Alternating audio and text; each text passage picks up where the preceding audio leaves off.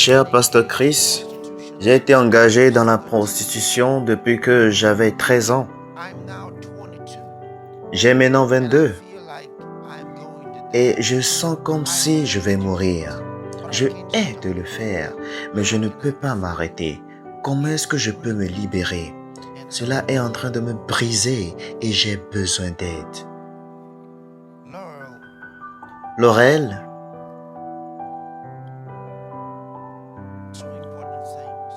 deux choses importantes.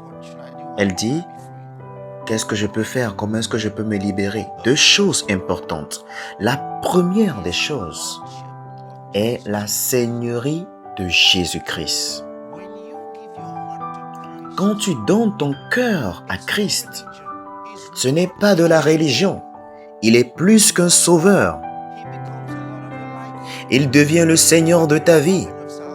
En réalité, ce que le salut requiert, dans Romains chapitre 10, verset 9, il dit, « Si tu confesses de ta bouche le Seigneur Jésus, et si tu crois dans ton cœur que Dieu l'a ressuscité d'entre les morts, tu seras sauvé. » La première des choses, c'est de déclarer, proclamer, d'annoncer, d'affirmer la Seigneurie de Jésus-Christ sur ta vie.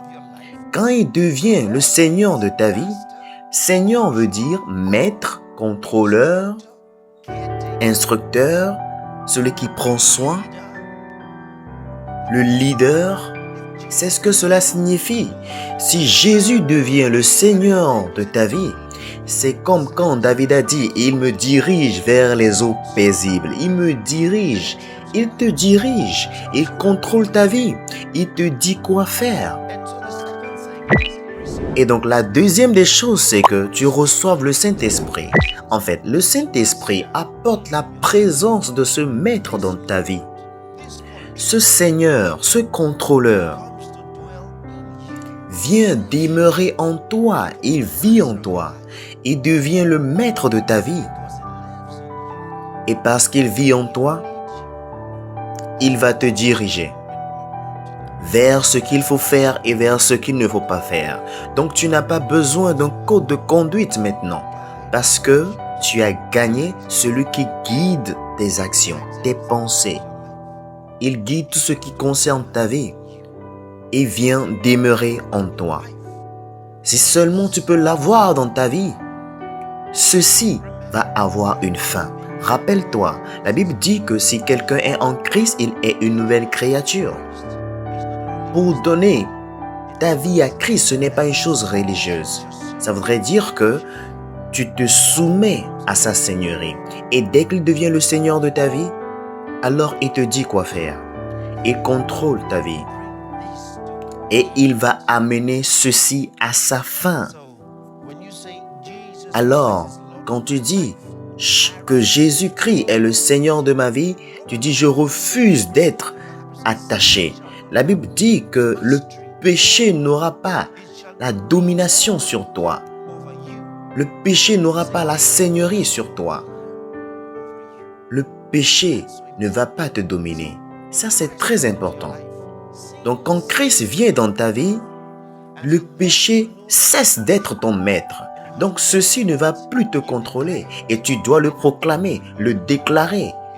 Et tu peux même le faire maintenant. Tu dis au nom de Jésus-Christ, le péché n'aura plus la domination sur moi.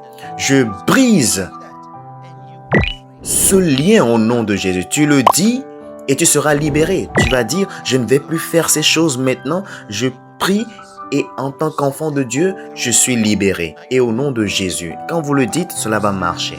Rappelez-vous, la Bible nous dit dans Actes chapitre 3, quand Pierre et Jean sont allés dans le temple, vous lisez à partir du verset 1, la Bible dit que lorsque Pierre et Jean sont allés dans le temple aux heures de la prière, et ils ont rencontré cet homme qui était boiteux depuis lorsqu'il était enfant, et il était 40 ans. Et Pierre a dit, regarde-nous. Il dit, l'or et l'argent je n'ai pas, mais ce que j'ai, je te le donne.